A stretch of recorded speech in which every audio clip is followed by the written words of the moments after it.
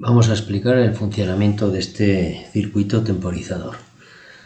Para entender mejor cómo funciona, hemos colocado dos amperímetros, uno para ver la intensidad que le llega a la base y otro para ver la intensidad que sale del emisor, y un osciloscopio. Bueno, vamos a empezar a simular. Aquí este temporizador pues controla el tiempo de encendido del diodo LED. Tenemos un interruptor general, una vez abierto, que es lo que ocurre es que vemos que el condensador está descargado. Ahí vemos que la tensión que nos marca el osciloscopio en los extremos del condensador pues es prácticamente 0 voltios. Cuando accionamos el pulsador, lo que va a ocurrir es que vamos a poner en contacto directo el polo positivo de la pila con el del condensador. Por lo tanto, la carga del condensador es instantánea. Recordar que la fórmula de carga del condensador es el tiempo es 5 veces por R y por C.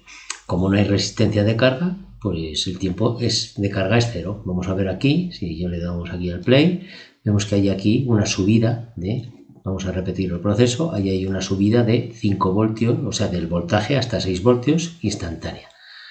¿Qué es lo que está ocurriendo? Pues vemos que poco a poco, repetimos el proceso, vemos que poco a poco el condensador, una vez que se ha cargado, se va descargando y se va descargando a través de la base del transistor.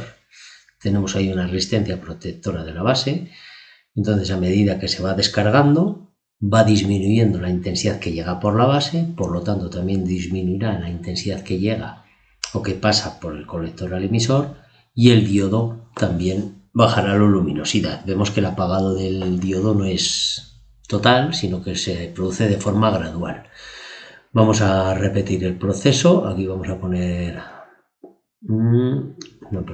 aquí vamos a poner autopausa y vamos a simularlo de nuevo para verlo mejor.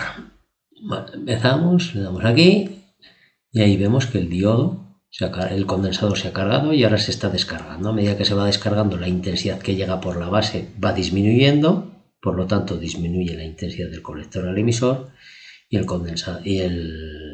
condensador, una vez que está descargado, ahora tiene una pequeña cantidad de carga, pero ¿qué ocurre? Que esta pequeña cantidad de carga es muy poca para que el transistor pase a estar en zona activa, entonces está en corte y no conduce. Aquí igual tenemos que tener en cuenta, vemos aquí que si nosotros cambiamos el valor del condensador, vamos a cambiar el condensador, pues en vez de 1000 vamos a poner un valor de 500 microfaradios, pues lo que va a ocurrir es que ahora el tiempo de descarga va a ser menor. Entonces damos aquí en la simulación, vemos se descarga mucho más rápidamente y el tiempo de carga de encendido, que está encendido el diodo, pues es mucho menor, ¿vale? Porque para calcular el tiempo de carga que está encendido el diodo LED, tendríamos que tener en cuenta el tiempo de descarga del condensador. El tiempo de descarga del condensador será 5 veces el valor de la capacidad por esta resistencia más la resistencia que haya en el transistor entre la base y el emisor. ¿Vale? Pero el funcionamiento podemos controlar cambiando este parámetro del condensador, el valor del condensador, controlaremos el tiempo de encendido. Vemos ahí en la gráfica el proceso, encendido y su funcionamiento.